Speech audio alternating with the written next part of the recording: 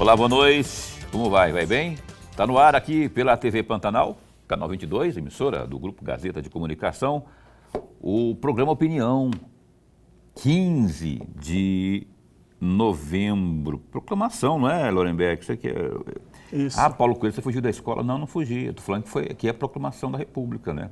Aí se eu estivesse falando errado, aí Lorenberg ia me corrigir, porque ele é professor, mas eu não ia errar uma data tão importante como a nossa proclamação. E estamos aqui mesmo trabalhando numa sexta-feira e mesmo sendo feriado, nós estamos com o nosso compromisso em respeito ao nosso telespectador.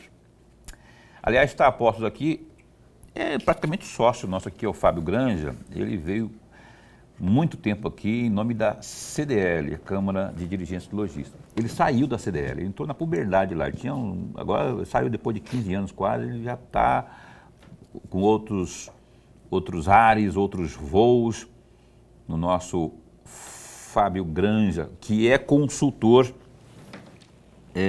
especialista em gestão de negócios, conhece muito, não é? Nesse tempo todo aí de CDL, tivemos aí várias demonstrações aí do conhecimento amplo do Fábio. Ele vai conversar conosco sobre essas questões ainda, não em nome da CDL, mas em nome dessas questões todas que envolvem, não é? Geração de emprego, geração de renda, emprego e renda, enfim, e negócios. E tem essa PEC, rapaz, que está tramitando no Congresso. Tem muita coisa importante para a gente falar aqui com o Fábio Granja, não é? Aqui no nosso programa Opinião. Professor Lorenberg, boa noite, como vai? Vai bem? Muito bem, Paulo. Boa noite, Paulo Coelho. E um grande abraço, mas um grande abraço mesmo a todos os nossos telespectadores, a razão maior do nosso programa. E é uma grande verdade, então. A você que é a razão maior do nosso programa, muito obrigado pelo carinho da sua companhia, da sua audiência. Fábio, muito bom tê-lo aqui, obrigado. Falei por verdade, não foi brincando, velho, porque ele tem cara de guri. Aí você tira 15 anos dessa juventude dele, então supõe-se que ele entrou lá já bem, não é? Mas o fato é que o Fábio agora, depois de contribuir por muito tempo com a CDL, agora continua no mesmo ramo, só que fora da CDL. Rapaz, eu vou começar já com na jugular, né? Essa questão da PEC, a sua opinião muito franca a respeito, não é? Há quem se manifeste a favor e há quem se posicione contrário, como eu, por exemplo, porque eu já reli essa proposta aí. Eu vejo que os patrões é que, se ela vingar, vão padecer, não é? Fora desemprego, que isso pode suscitar lá na frente, porque não explica direitinho, não está. Eu já virei de ponta cabeça essa proposta e não vi. Mas eu queria que você desse a sua interpretação a respeito dela, não é? E não sei se você chegou a ler também. Enfim, qual que é a sua opinião a respeito desse projeto, essa proposta que está lá no Congresso? Bom, primeiro, boa noite, Paulo, boa noite, professor Lorenberg, boa noite a todos que nos assistem. Começou bem, né, Paulo? Uma pergunta é o assunto do momento, desde o último final de semana. O que mais se vê, tanto nos telejornais, redes sociais, é sobre a PEC aí, 6x1, né? Essa PEC, na verdade, hoje, né, a legislação, conforme a Constituição nossa hoje, o trabalhador ele pode trabalhar até 44 horas semanais, tendo ali pelo menos um dia de descanso durante a semana. E o que a PEC traz ali é um desafio, né, algo totalmente novo, que ao invés de 6 dias, o trabalhador passaria a trabalhar 4 dias com um limite de 36 horas, ou seja, 32 horas e talvez mais 4 horas de hora extra, que seria o limite desse projeto que tramita. Quando você olha para o lado do setor produtivo, né, eu trago um dado aqui que é preocupante, eu acredito que ele conecta muito com isso daí para poder explicar melhor. Hoje, Paulo, 51,15% das empresas não sobrevivem até o 3º ano. 51,15%. 89% não ultrapassam o 5º ano. E menos de 1% que conseguem sobreviver além do 10º ano. É um número preocupante. Mostra que é desafiador empreender hoje no Brasil. Qual a causa desses números aí? São várias as causas, né? Você vem desde uma educação, né? Hoje a nossa cultura ela não está muito focada na organização, na educação financeira, no planejar, no saber ampliar a visão. É assim, hoje a educação hoje formam as pessoas, mas não são pessoas preparadas para o mercado, para atuar, e principalmente como investidor e como empreendedor. Porém, quando você olha essa circunstância, você olha esse cenário dentro do Brasil, hoje você olha que o pequeno e o micro, ele tem ali de 1 a 4 funcionários e ele precisa fazer o seu faturamento para poder pagar o aluguel, para poder pagar os seus custos fixos, a própria folha de pagamento. Se reduzir essa carga horária do trabalhador, ele vai enfrentar sérias dificuldades. Primeiro, ele vai ter que contratar mais pessoas. Se ele contratar mais pessoas, vai aumentar o custo dele. Sim. Não quer dizer que ele vai vender mais, mas aumentando o custo dele. Para quem que ele vai repassar esse custo? Para o consumidor. Se o poder de compra do consumidor já está limitado, ele vai pagar mais caro por um produto e por um serviço, isso poderá diminuir o consumo. Se diminui o consumo, diminui a possibilidade de gerar emprego e gerar renda. Fora outros que poderão simplesmente demitir, já que vai ter sérias dificuldades para poder manter suas portas ali abertas diante desse cenário. Então, assim, algo que precisa ser muito bem discutido, porque estão tendo como parâmetro países da Europa, países de primeiro mundo, que é uma realidade totalmente do que é enfrentado aqui. Então, assim, o que eu acredito que precisa ser feito é cada vez mais flexibilizar e cada vez mais dar autonomia de negociação entre empregador e empregado. O próprio mercado poderá regular isso. Se hoje está difícil captar mão de obra para o mercado formal, o próprio empregador ele precisa se adaptar a esse cenário e criar mecanismos de atratividade. Agora, ele não pode ficar restrito a uma legislação que vai, inclusive, prejudicar, inclusive, em alguns momentos, até o mesmo o trabalhador. Sem falar que, aparentemente, o próprio trabalhador teria uma perda no seu salário, né? Porque trabalharia menos, logo, ao longo do tempo, isso achataria o salário dele, né? Que é coisa bem óbvia, matemática, eu acho, né? Pela proposta que está lá, quem está empregado ali, ele só reduziria sua carga horária, né, de trabalho, só que o salário não poderia ser reduzido, né? Então, o que pode acontecer? Demissões e tentativas de recontratações para se adaptar, aí sim, talvez reduzindo o salário. Com uma recontratação, né? Uma nova contratação poderia afetar na Aí questão. seriam as trocas, né? Trabalha aqui, vai para uma outra empresa. Assim, é um cenário realmente preocupante. Não é que eu seja contra, assim, de sola, aquela coisa do futebol, né? Então, de sola. É que eu fico preocupado, gostaria de ter mais discussões, um debate mais amplo, mas de verdade, sem a politicagem de um lado ou de outro. Aí se houver explicação no texto de que não haveria prejuízo, por exemplo, desemprego, isso que o Fábio falou aqui, se tiver a segurança disso, não é, bem amarradinho, aí eu poderia até mudar de ideia, mas por enquanto, partindo desse princípio aí, concordo com o que o Fábio falou aqui, mas eu quero chamar o Lorenberg para a conversa. Antes de mais nada, registrar nossa alegria. Mas é sempre bom mesmo tê-lo aqui no nosso bate-papo. Sentimos falta sua aqui muitas e muitas vezes, porque a nossa conversa é sempre boa e produtiva. Eu vou aproveitar a carona e vou provocá-lo sempre no bom sentido, porque eu sei que ao provocá-lo, nós teremos grandes ideias aqui. E fazer um registro. Essa PEC não é a primeira. Eu já vasculhei o Congresso Nacional e encontrei duas anteriores. A PEC 221 de 2019, do deputado federal Reginaldo Lopes, de Minas Gerais, e que dizia para a redução da carga horária semanal de 44 para 36, só que o empresário, o comércio, teria 10 anos para consolidar essa redução. A outra PEC é a PEC de 148 de 2015, do senador Paulo Paim, do Rio Grande do Sul, em que ele dizia a redução de novo da carga horária de 44 para 36, só que no primeiro ano cairia de 44 para 40 e os anos seguintes diminuiria cada ano 1 hora até chegar a 36 horas, ou seja, seria imediato. Essa PEC dá uma mudada. Cai de 44 para 36 e entra em vigor a partir de 360 dias, depois de 360 dias.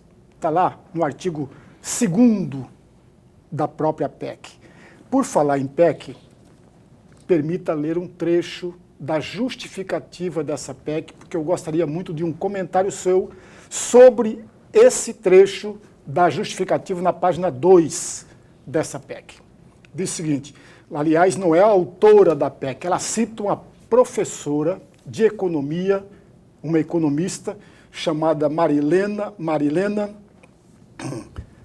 deixa eu pegar o nome dela aqui direitinho, Marilene Teixeira, da Unicamp.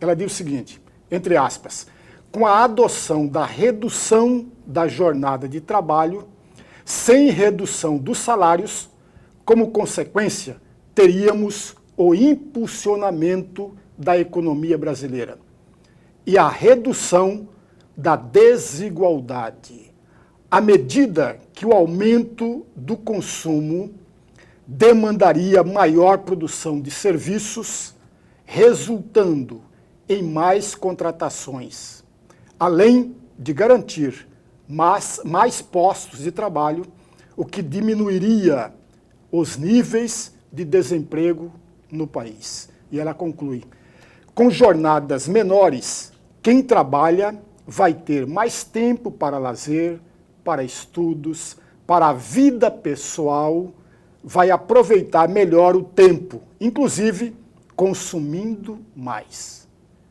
A atividade econômica também melhorará. Fecham aspas. Esse trecho eu encontrei na justificativa da PEC da deputada federal Érica, lá na página 2. Gostaria muito de ouvir um comentário seu a respeito disso. Professor, a gente tem visto dos dois lados discussões e possíveis estudos.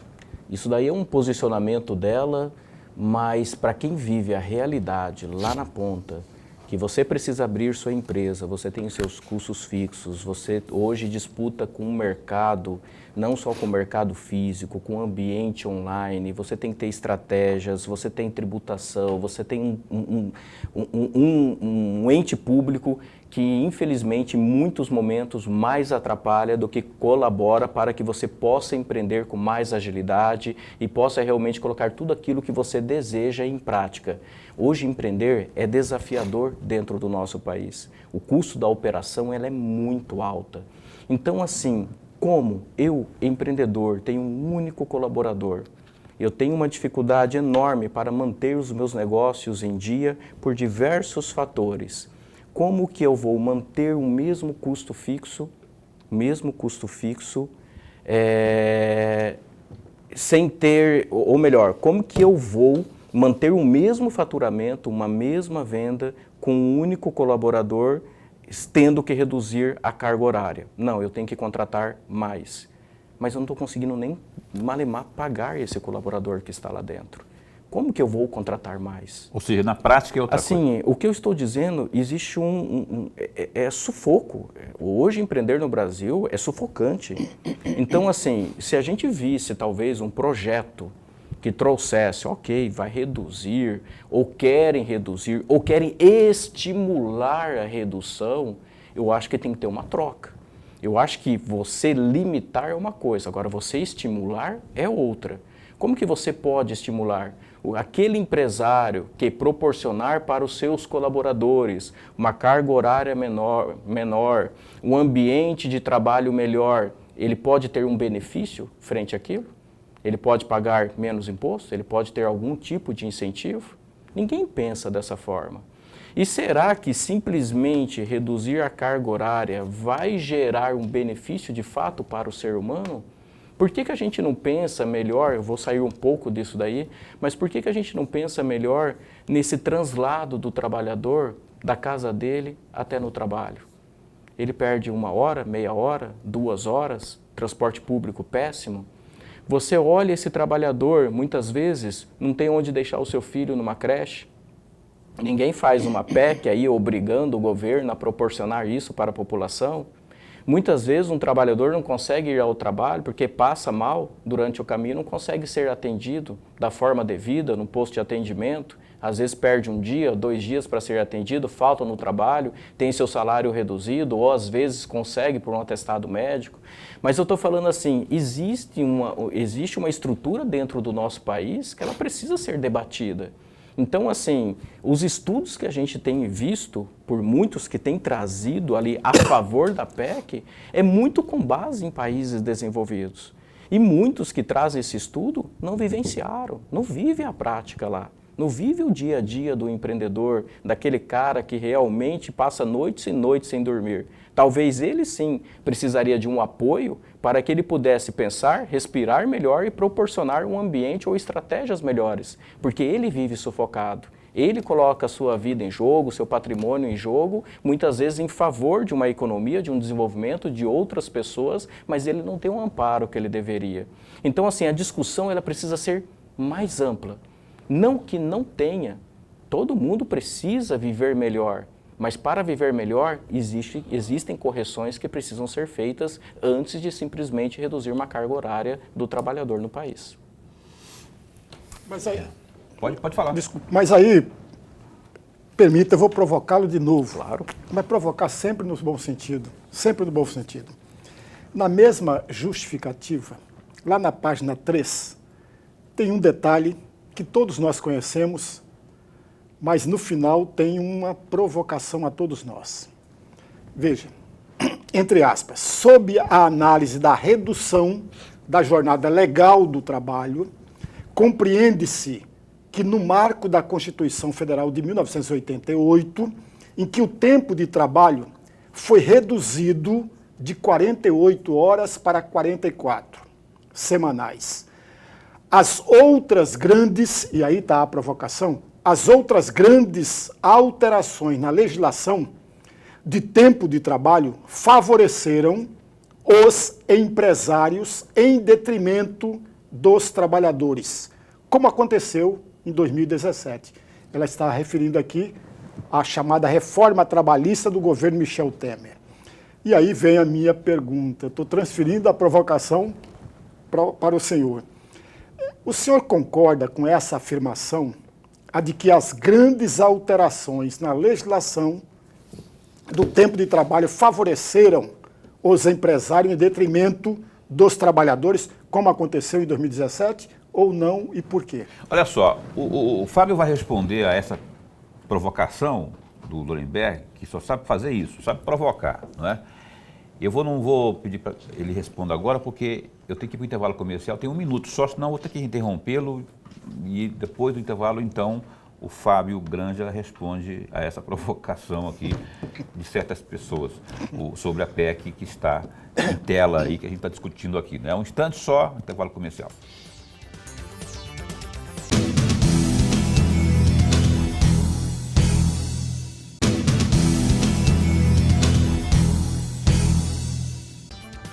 Estamos de volta, programa Opinião aqui na sua TV Pantanal, canal 22.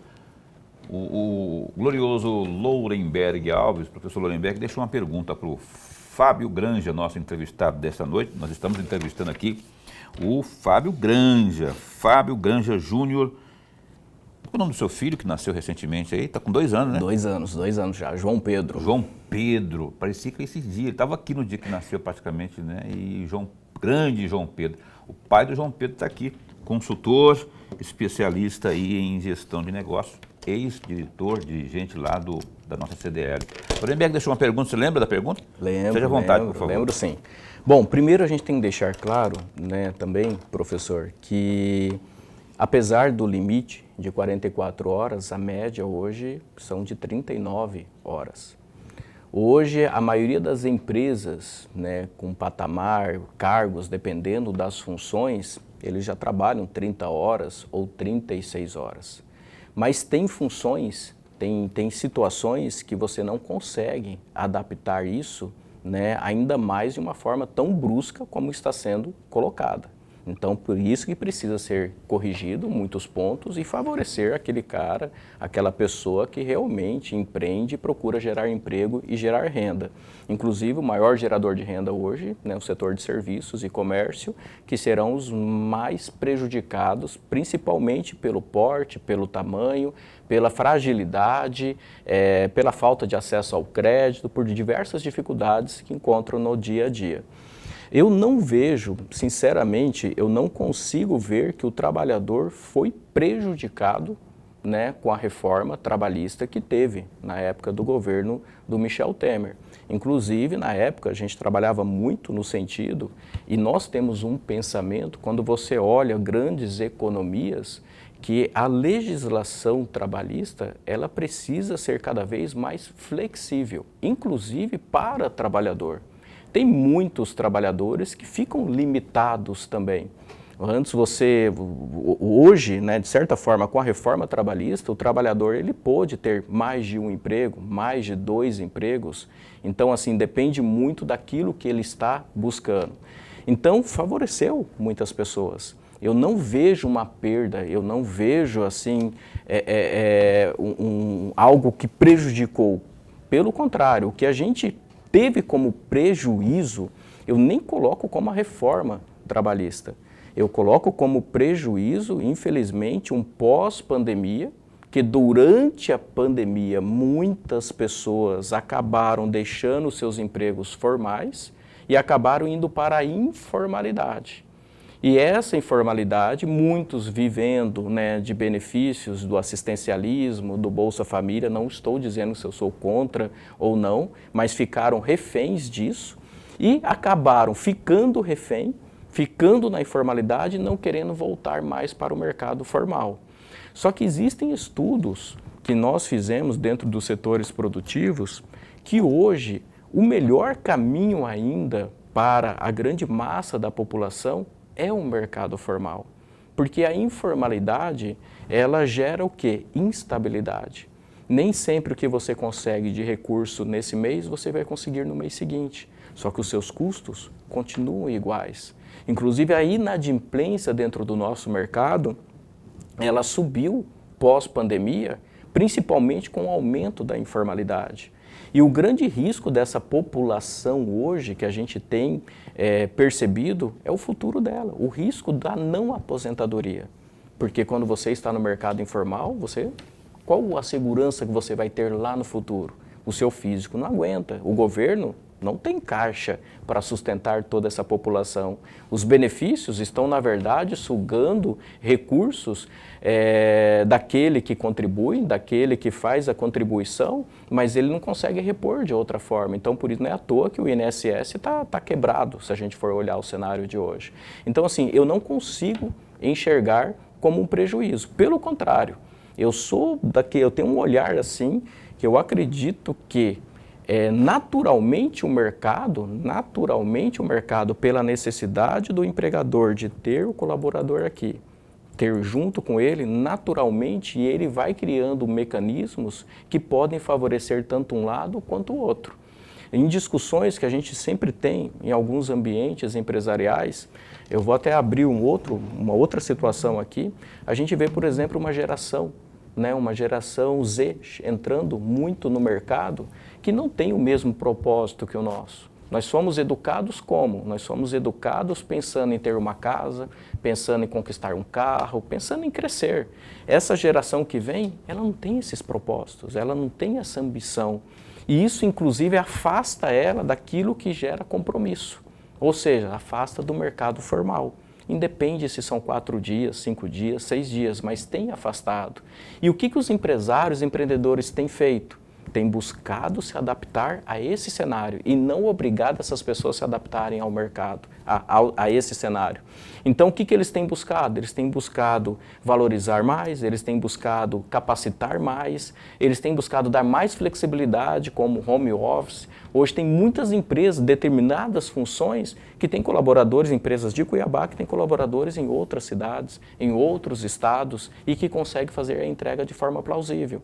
Então, assim, o que a gente não pode é chegar simplesmente com uma regra e jogar para todos, porque existem muitas particularidades. Existem muitos prestadores de serviços, os bares, os restaurantes, existe ali as farmácias. Gente, se está difícil você trazer dessa forma, não é porque vai reduzir a carga horária que você vai conseguir contratar mais.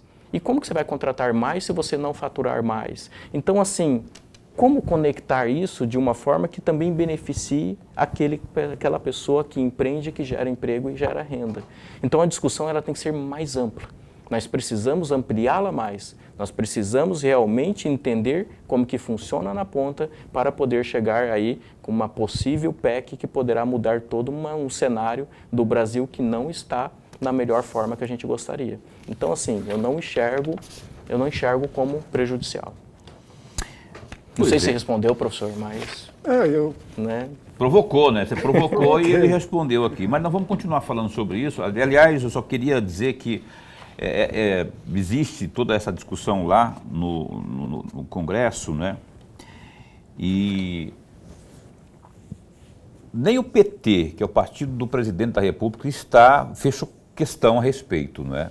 Está bem dividido, na verdade nem dividido não está. Tem uma grande, porque o próprio Palácio do Planalto não se manifestou favorável, não é? Ainda não emitiu em definitivo o seu posicionamento. Muitos do PT, do Partido dos Trabalhadores, já se posicionaram favoráveis, mas o próprio Palácio do Planalto, por exemplo, que tem comando sobre a sua bancada, ainda não se manifestou a respeito. Isso pode acontecer ou não, eu acho pouco provável, porque tem tudo isso sendo avaliado pela Presidência da República, né? Pelo órgão pensante ali, Casa Civil, porque isso, na verdade, pode suscitar isso que o Fábio disse aqui, a questão do próprio desemprego, o custo-benefício, né? Como é que vai fazer enfim, tem essas discussões lá, então a discussão agora está no âmbito político apenas. Porém, Beco, eu não sei se você já tem ainda sobre esse assunto, porque estou perguntando, porque eu vou mudar de assunto aqui, né? Mas se você tiver mais sobre isso aqui, eu quero deixar espaço para você dirimir as suas dúvidas aí. Não é nem dúvida, né? O assunto está aqui, está nu e cru aqui para a gente discutir. Se tiver alguma coisa, pode ficar com a palavra aí. Anda, fala. Não, mas como diria minha mãe. Não, se você tiver mais, porque se você não tiver mais assunto, questões sobre esse assunto da PEC, eu vou trocar de assunto. Tudo bem, pode trocar. Pode trocar? Por favor. Eu tenho que perguntar para ele, porque se ele não deixar aqui, fica bravo comigo depois, aí fica ruim para mim, né? O Fábio, vamos falar agora, você teve uma passagem, eu falava agora há pouco aqui, pela CDL, né? Que é uma longa passagem.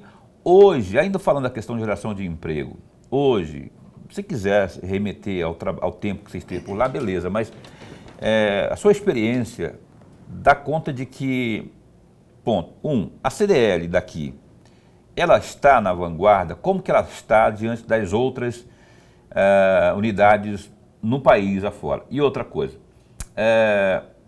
no estado de Mato Grosso, que é um estado meio que fora da curva, um estado campeão de quase tudo em termos de produção agropecuária, não é? Está faltando muito? O que está faltando para a gente realmente eliminar esse fantasma que é da não qualificação, né? De gente que não tem qualificação, por isso fica desempregada e não consegue o seu espaço ao sol, né? Ou seja, a sua vaga de emprego. Como é que você vê isso? Bom, Paulo, só uma observação, né? O ministro do Trabalho, Luiz Marinho, ele até colocou um posicionamento, né? Uma nota lá sobre a questão da PEC, mas valorizando a questão das convenções coletivas. Né? Ele jogou para a coletividade. Ele acabou trazendo ali para as convenções. E trazendo para esse outro lado aqui, Paulo, hoje, né, falando até em CDL, a gente está falando em associativismo. Né? A CDL hoje ela tem uma terceira maior eficiência do país dentro do setor dela. E quando eu falo associativismo, o associativismo, Paulo, ele precisa ser melhor trabalhado dentro da cultura do brasileiro. Né? Por que eu estou trazendo esse tema? Lá no início do programa, eu falei naqueles dados que menos de 1% das empresas sobrevivem acima dos 10 anos, a gente tem percebido que as empresas que estão conectadas a uma instituição, a uma entidade, ela consegue ter uma sobrevida superior àquela que não está conectada. Por quê? Empreender sozinho hoje é muito mais difícil. E quando você faz parte de uma coletividade, isso gera força e gera oportunidades e acesso. Acesso. Você sozinho, dificilmente você vai reivindicar algo batendo na mesa lá na porta de um presidente da República, de um governador do estado, de um prefeito. Não é a todo momento que ele poderá te receber. Mas quando você é representado por uma entidade, por uma instituição, essas portas se abrem e você consegue ter acesso a oportunidades de ter ali algum retorno que poderá fortalecer o seu negócio. Mas eu vou provocar também aqui, que nem o Lorenberg.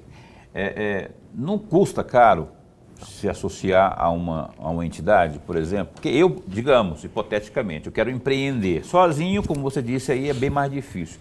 Vou procurar uma entidade, não é? Me associar a uma entidade aí. Isso, para mim, que já estou na pontinha do lápis, fazendo cálculo por cálculo aqui, vírgula por vírgula, não vai ficar mais caro para mim? Pelo contrário, Paulo, sendo bem sincero, quando você pega a maioria das associações, hoje, quando você paga uma mensalidade, tem mensalidade de 30, 40 reais, 50, 100, depende muito do porte, do tamanho, daquilo que você busca. E na maioria das vezes, naquela mensalidade que tem, ele já tem algum retorno de algum produto. Pode ser uma certificação digital, pode ser uma linha de telefonia e assim por diante, mas de um produto que ajuda a reduzir o seu custo operacional.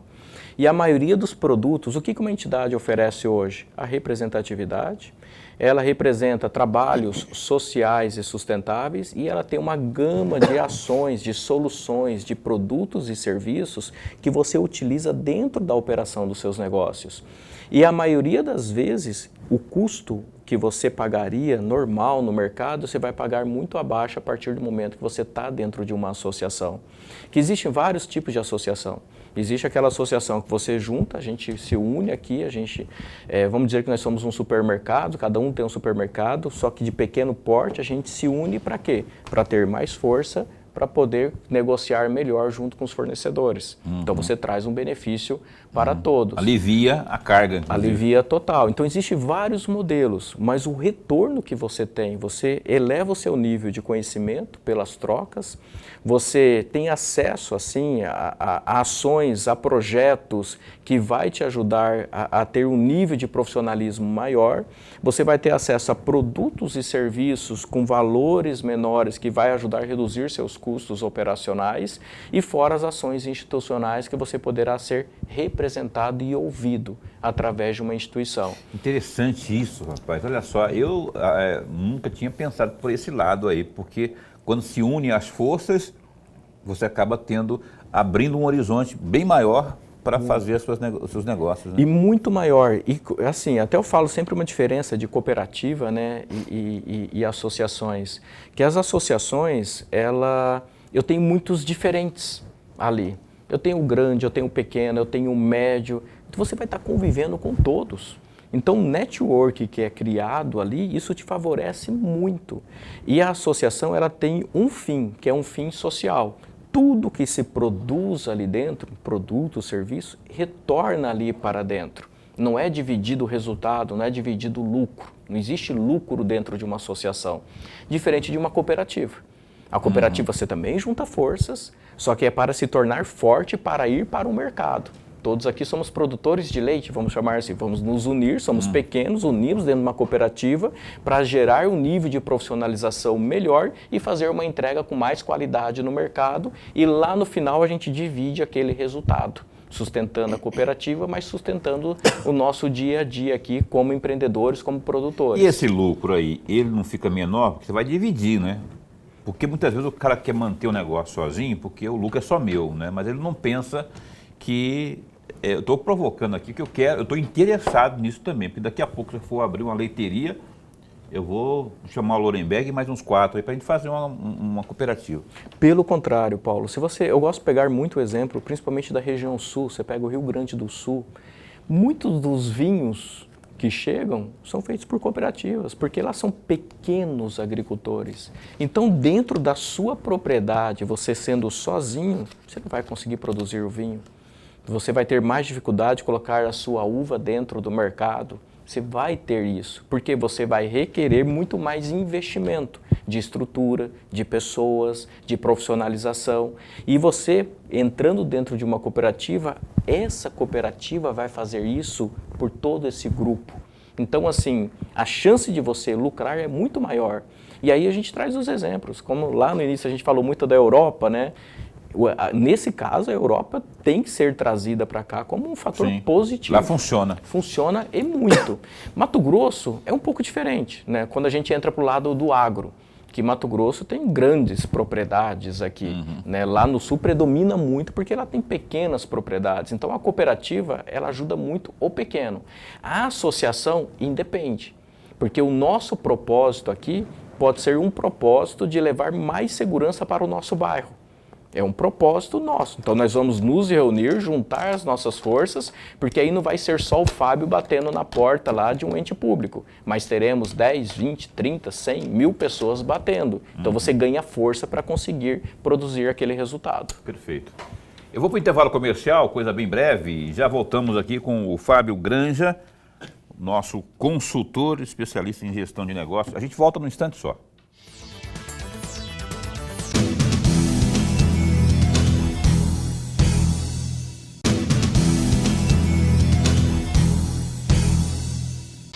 Estamos de volta aqui com o programa Opinião nessa sexta-feira. Hoje o Fábio Granja está aqui, rapaz. O Fábio Granja, que ele é consultor, especialista em gestão de negócios. Eu vou pedir para o Lorenberg abrir aqui o bloco, por favor, professor. Meu caríssimo e indispensável amigo, que me tolera aqui há 5 anos já. Ele aguenta, mas ele não aguenta muito. Está pedindo até para o Lorileu insalubridade, porque o Paulo Coelho lá não há. Aí o Lorileu está pensando se vai dar insalubridade para ele. Tudo ao contrário, viu, Fábio? Fábio, no primeiro bloco, em uma das respostas, ou dos trechos da resposta que o senhor nos deu, o senhor disse o seguinte: tem empresas que 51%, 55% das empresas não ultrapassam há 3 anos de existência. 51%, parece. 51%. 51,15. 51 E quebrado. é exatamente aí o meu pedido de reflexão. Eu me lembro, por exemplo, que durante o preparo para a Copa do Mundo, e Cuiabá passou a ser uma sede da Copa do Mundo, uma das sedes, foram construídos, foram inaugurados hotéis. E eu me lembro de um, e o senhor provavelmente lembra muito bem dele, lá na Perimetral. Tem um hotel que abriu para a Copa do Mundo e quando terminou a Copa do Mundo, o hotel fechou e nunca mais abriu. Pelo menos até o outro dia que eu passei lá estava fechado ainda. Porém, esse hotel foi rápido, mas existem restaurantes que, independentemente da Copa do Mundo ou não, restaurantes com dezenas de anos de existência. Na Avenida do CPA, por exemplo, na Avenida do CPA eu conheço um que é depois, para cá, um pouco do viaduto, tinha um restaurante famosíssimo ali, muito bom, com mais de 20 anos de existência. De repente, ele fechou as Deck portas. Avenida. Pode falar o nome, não tem problema. Acho que é o Deck Avenida que você está falando, né? Não é o Deck? Não, a churrascaria que eu estou falando. Ah, Recanto Gaúcho. Isso. Então, tem esses restaurantes e bares, depois de longo tempo, se fechou. Aí vem a minha pergunta, aproveitando, do primeiro bloco. Faltou planejamento? É uma pergunta, não é uma afirmação. Faltou planejamento? Faltou um cuidado maior com as finanças da empresa. O que faltou, teoricamente, para essas empresas? Professor, que pergunta maravilhosa. É um tema que eu gosto muito, muito de trazer na mesa para a discussão. Infelizmente, muitos daqueles que empreendem, eles empreendem apenas com base num sonho. O sonho é importante. Eu quero empreender, eu tenho a vontade. Só que para empreender, quando você realmente acorda e coloca os pés lá e vai experimentar isso, você percebe que existe uma gama de situações que precisam de planejamento. E a nossa cultura, a cultura do brasileiro, ela não traz esse viés do planejamento. Infelizmente.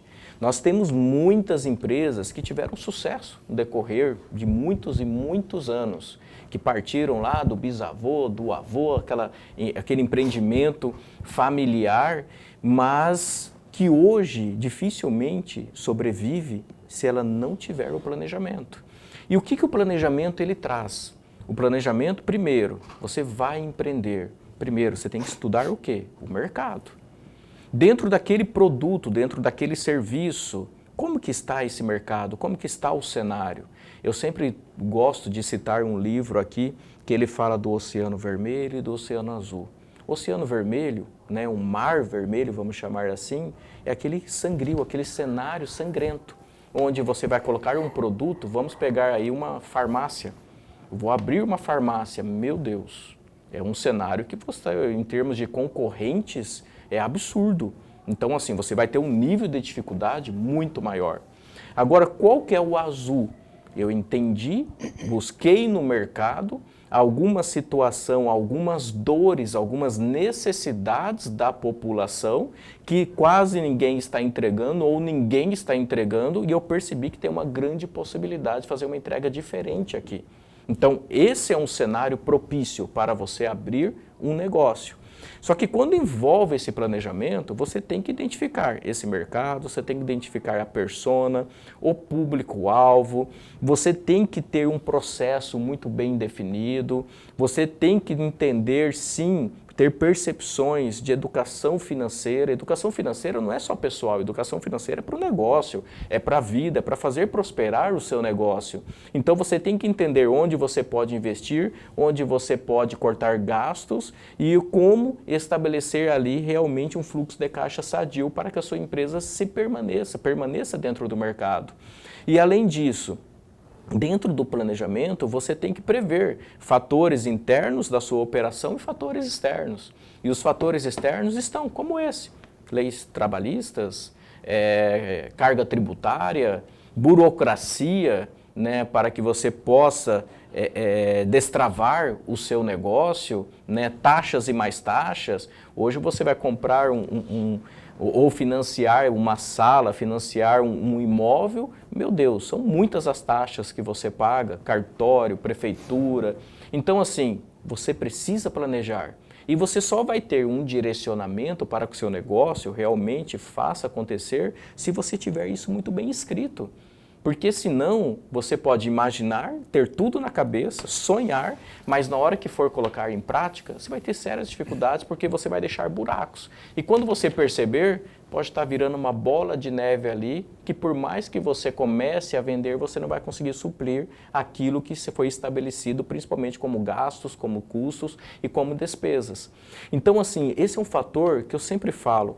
A gente precisaria de alguma forma, professor, na formação do homem, na formação da mulher, sabe, na formação do jovem, já trazer percepções de empreendedorismo, percepções, sabe, na formação da educação financeira, o entendimento de como que funciona o mercado, para que essas pessoas pudessem entender, gente, eu posso ir para uma linha de CLT, eu posso ir uma linha técnica como profissional, eu posso ir para uma linha mais de empreendedor, mas todos, independente da linha, planejamento, com muito planejamento.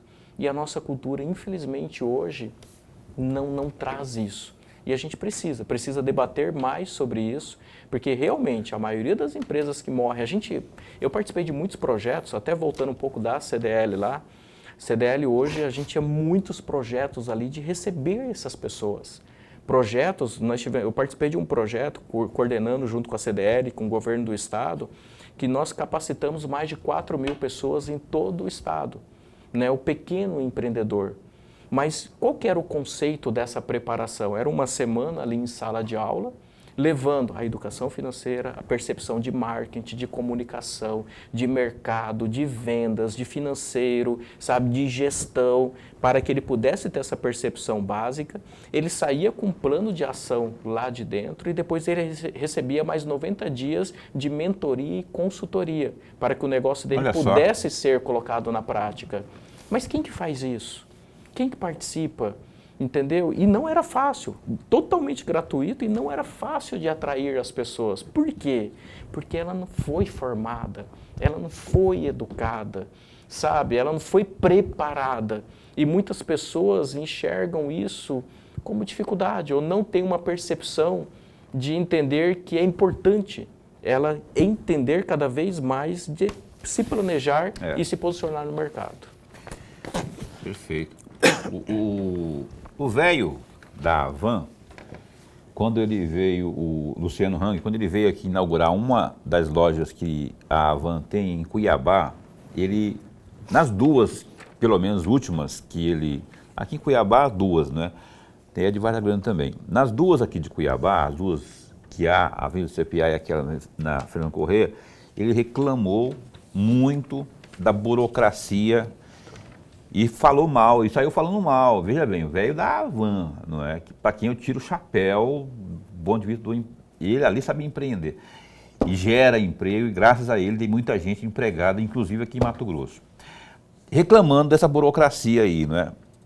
Eu queria que você falasse, não a título de conselho, mas temos um novo prefeito assumindo agora em janeiro, aqui em Cuiabá, uma nova prefeita lá em Vargas Grande, pelo menos para esses dois aí. Dicas para que possa, porque você falou da CDL aí, eu logo já comecei a imaginar que, poxa, uma parceria, imaginou? Nesse sentido aí, de repente, a faca e o queijo na mão, sabe? E aí teria que haver, para se inserir na escola, teria que haver, evidentemente, a legislação permitir, não sei como é que funcionaria isso. Mas eu queria que desse umas dicas aí, como que poderiam os gestores contribuir nesse sentido aí para não burocratizar, porque a educação financeira, eu só vejo muitas pessoas falando de forma positiva, né? Educação financeira. Mas fora isso, ou inclusive com isso, depende do que você pensa. O que você pode dizer em termos de dica para o gestor desburocratizar esse caminho? Olha, entendeu, Paulo, né? Eu meio que divaguei aqui, mas eu queria nesse sentido aí, porque hoje existe muita burocracia e muita gente como o velho da Avan refutando. É que são inúmeras as burocracias, né? Inclusive eu vi nos debates dos candidatos para a prefeitura, esse tema foi colocado lá. Você vai construir, sabe, um alvará de construção, a legislação em alguns momentos não é tão clara, chega um fiscal, fala uma coisa, libera, chega outro fiscal, fala diferente, um dia está liberado, outro dia já não pode. Então, assim, existem algumas discordâncias dentro até mesmo de interpretação, dentro da legislação local, ou a forma de trabalho. Então, assim, o que a gente percebe muito, né, dentro dessa burocracia? É realmente o empresário, ele está investindo um recurso e ele precisa trazer logo um recurso para suprir isso. Então, ele quer estar com as portas abertas o mais rápido possível. E o que a gente sente? Muitas travas. Hoje, para você fazer uma propaganda, você colocar uma placa, identificar a sua empresa, meu Deus, existem vários pontos ali que interferem que você não consegue nem colocar malemar o nome, a marca da sua empresa dentro de uma fachada. Então, existem discussões sobre fachada, existem discussões sobre estacionamento, sobre calçadas. Questão ambiental. Existe questão ambiental. Então, assim, o que a gente precisa é automatizar isso e simplificar isso. Né? Se Cuiabá ela quer avançar, digitalizar, né? Total. Se Cuiabá ela quer avançar, gente, eu ouvia de candidatos, não vou citar aqui, mas como promessa de campanha, que Cuiabá ia virar assim uma Los Angeles, ia virar, sabe, uma cidade americana ali com luzes, fachadas. Mas na prática não aconteceu.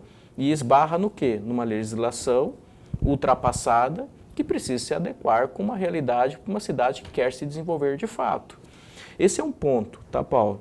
Mas um outro ponto, quando a gente traz para esse desenvolvimento da educação financeira, o que a gente fazia muito, né?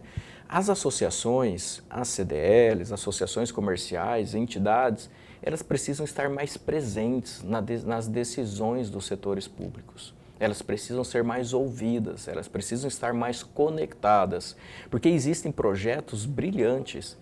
Nós fazíamos ações de irmos a diversas escolas, universidades e tínhamos ali aplicações, né, de dinâmicas que mostrava e despertava naquela criança ou naquele jovem a sensibilidade da importância da educação financeira.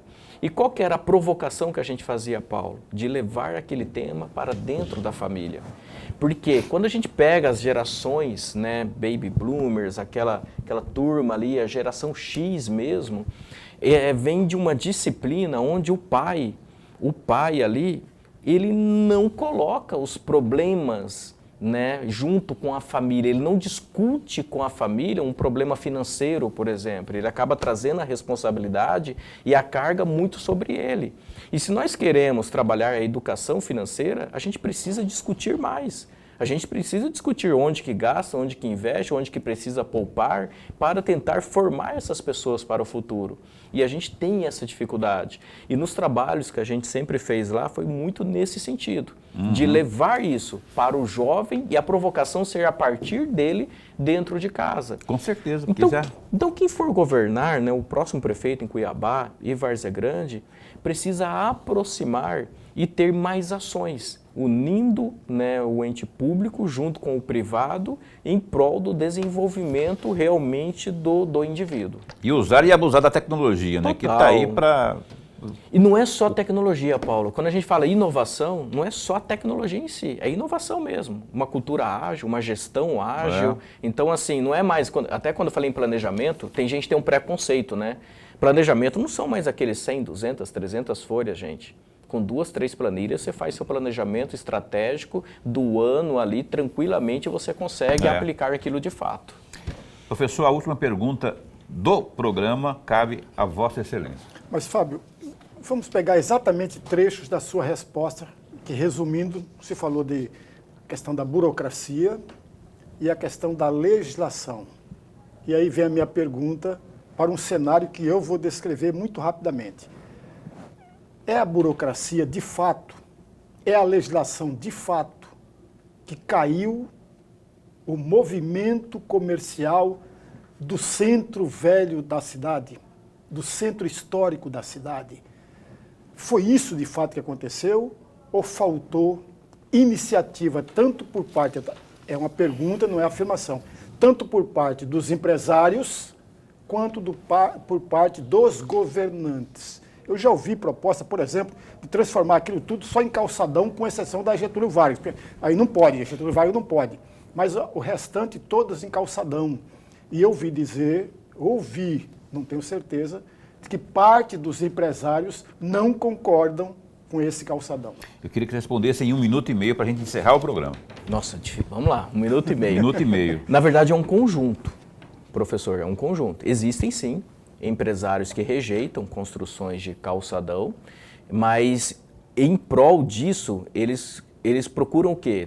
O que vocês vão gerar em nível de segurança, o que vocês vão gerar de movimentação até cultural para poder atrair as pessoas aqui, o que você vai permitir que eu possa mudar dentro da fachada do meu estabelecimento para realmente mostrar que a minha empresa está nesse local, o que vocês vão fazer para assumir com essa fiação aqui, que realmente deixa o centro numa situação caótica, o que vocês vão fazer para assumir com esses ambulantes aqui da região central, que não arrecadam, não têm obrigações nenhuma e acabam, inclusive, até atrapalhando clientes entrarem dentro daquela loja que emprega, que gera renda, que paga seus tributos em dia. O que vocês vão fazer para afastar, infelizmente, essas pessoas que estão com vício, são viciadas, são pedintes e que afasta a população do centro? Então existe um conjunto, a legislação atrapalha muito, questão da fachada, atrapalha às vezes como afastar essa pessoa de lá, porque você não pode obrigá-la, não pode, então tem uma proteção ali da questão humana, e existe também uma boa vontade do gestor público de fazer a diferença naquela região central e realmente transformar aquilo ali num centro atrativo para a população. Fábio Granja, eu queria, Lorenberg também, a gente queria muito continuar aqui, mas não temos tempo para mais nada, senão para agradecer ao nosso amigo Fábio Granja Júnior, consultor especialista em gestão de negócios. Obrigado, viu? Esse espaço continua a postos para bem informar. Obrigado, Paulo. Obrigado, professor. Sempre um prazer estar aqui com vocês, ainda mais com um papo aí bem bacana e que gera essas discussões aí positivas e construtivas para a sociedade. Abraço, um beijo lá para o Pedro, João Pedro. Vai ser dado, João Pedro. O filhão de 2 anos lá, do glorioso Fábio Granja. Lorenberg, até segunda. Até segunda-feira. Eu convidei aqui pelo WhatsApp o vice-governador Otaviano Pivetta, que ainda não me respondeu, mas é provável que ele aceite. Se não aceitar, algum dia da semana que vem estará conosco aqui o Otaviano Pivetta. Estaremos de volta às 7h30 da noite, segunda-feira. Até lá, se cuida, fica bem, fica com Deus também.